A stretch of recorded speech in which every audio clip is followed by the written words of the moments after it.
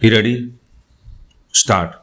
Honorable members, in order to develop healthcare facilities across the country, commensurate expansion in medical education is equally important. In 2014, there were only 387 medical colleges, but today there are 562 medical colleges in the country. In the last 6 years, there has been an increase of over 50,000 seats at the undergraduate and postgraduate levels in medical education. Under the Pradhan Mantri Swasthya Suraksha Yojana, the government has also sanctioned 22 new aims. The central government has laid the foundation for historic reforms in the field of medical education by establishing the National Medical Commission along with 4 autonomous boards. The decades-old Medical Council of India has been replaced with the National Medical Commission as a part of these reforms. Atmanirbhar Bharat Abhiyan is not just confined to manufacturing in India, but is also a campaign aimed at elevating the standard of living of every Indian as well as boosting the self-confidence of the country. Our goal of an Atmanirbhar Bharat will be further strengthened by self-reliance in agriculture. With this idea, the government has over the last 6 years attempted to bring positive transformation in the seed to market system so that Indian agriculture is modernized and also sees growth. In pursuance of these efforts, my government decided to implement the recommendations of the Swaminathan Committee report and increased the MSP to at least 1.5 times of the cost of production. Today, my government is not only purchasing record quantities at the MSP, but is also increasing the number of procurement centers. Widespread improvements are being brought in various sources of irrigation, following the mantra of per drop, more crop. The government is not only completing the pending irrigation projects, but is also delivering modern irrigation techniques to the farmers. In 2013-14, only 42 lakh hectares of land was under micro irrigation, whereas today more than 56 lakh hectares of land has been brought under micro irrigation. I am happy to say that through their hard work, our farmers are augmenting the efforts of the government. Today, the food grain availability in the country is at a record high.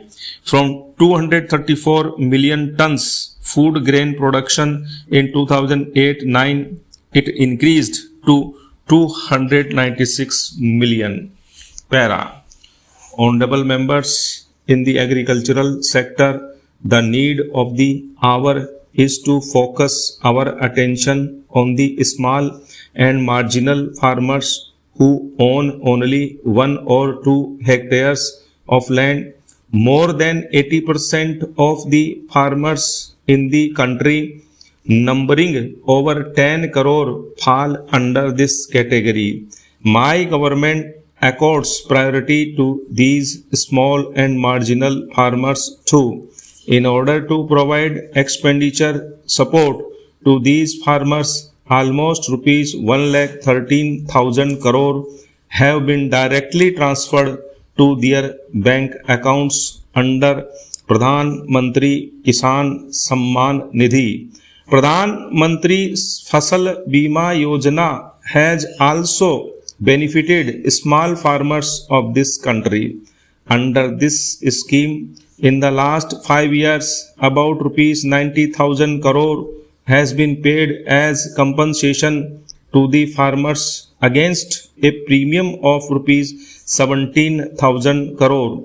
The mission for setting up 10,000 farmer producer organizations by bringing together small farmers of the country is also an impactful step. This has ensured access of small farmers to better technology, additional credit, post-harvesting, processing and marketing facilities, and insurance coverage during natural calamities on the same footing as the rich farmers. This has also provided an alternative to farmers for securing remunerative prices for their produce and generating greater savings. Para. After extensive consultation, the Parliament approved three important farm reform bills 7 months ago, namely the Farmers Produce Trade and Commerce Bill, the Farmers Agreement on Price Assurance and Farm Services Bill, and the Essential Commodities Bill. The benefits of these three important farm reforms have started reaching more than 10 crore small farmers instantly.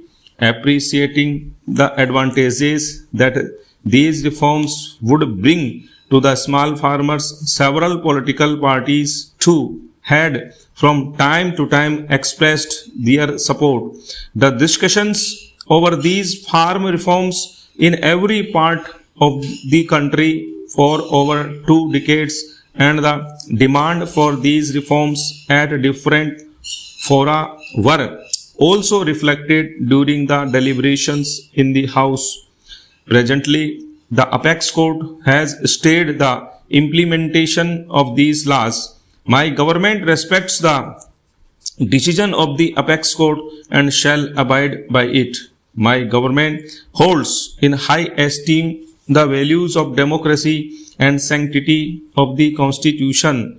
It is continuously making efforts to dispel the misunderstanding created in the context of these laws. My government has always respected freedom of expression and holding of peaceful agitations in a democratic setup.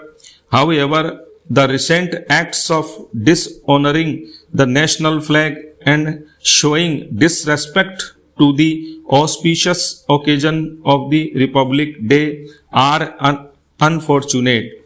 While the Constitution gives us the right to freedom of expression, it is also expected that we abide by the laws and rules with equal sincerity. Here, stop.